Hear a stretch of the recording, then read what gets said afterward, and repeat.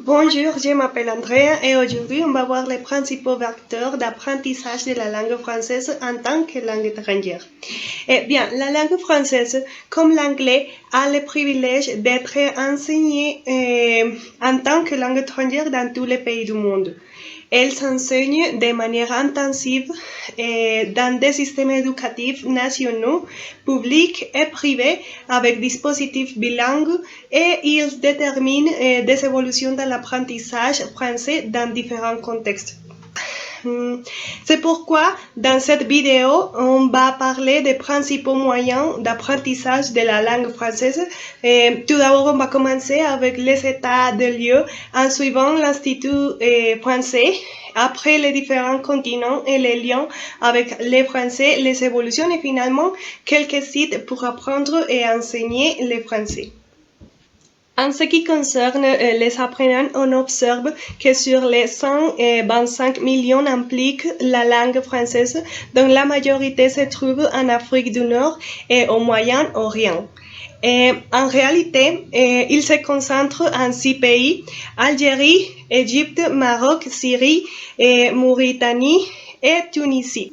L'Institut français est présent dans 60 pays. Sa mission fondamentale est de diffuser et d'enseigner la langue française de plusieurs manières, telles que formation de français langue étrangère, français sur sujet spécifique, faire tourisme, droit, médecine, sciences, relations internationales, etc.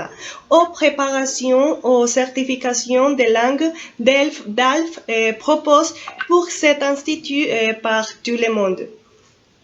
L'Alliance française constitue un grand réseau culturel mondial avec 850 implantations dans 137 pays sur les 5 continents.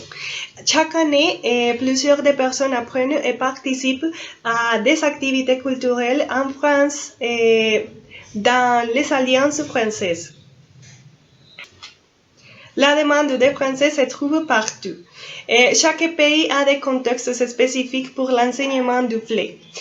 Heureusement, il y a une bonne indication dans l'intérêt des apprenants de français pour la langue à raison du nombre de personnes qui cherchent à obtenir la certification dans sa maîtrise avec comme locuteur, spécialement pour des procédures d'évaluation à l'échelle mondiale de son niveau de français.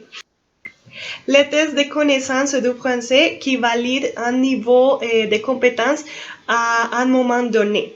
Et le deuxième, les DELF et DALF, qui sont véritables reconnaissances académiques opposables et existent en 6 niveaux, A1, A2, B1, B2, C1 et C2.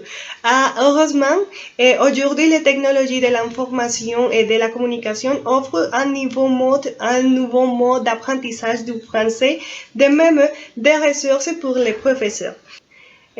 C'est le cas du programme TV5 Monde qui offre un internet gratuit pour l'enseignement du français avec le nombre d'apprendre et enseigner le français. C'est un dispositif multimédia et interactif d'apprentissage très connu et le plus consulté de la langue française.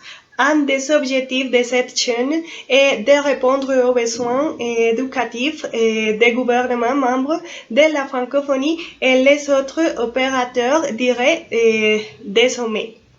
Et ce programme permet de pratiquer des milliers d'exercices qui s'appuient sur le grand nombre de fiches pédagogiques et de télécharger certaines vidéos. Également, l'Institut français développera prochainement une autre plateforme intéressés à apprendre à parler, à lire et écrire le français. Ils donnent beaucoup d'opportunités aux apprenants de la langue française en tant que langue étrangère pour atteindre leurs objectifs professionnels ou pratiques ou simplement pour amour à la langue. Également, on trouve des ressources accessibles pour l'Internet, pour l'apprentissage et l'enseignement du français de cette manière et l'apprentissage de cette langue peut croître et se développer d'une manière plus dynamique et amusante.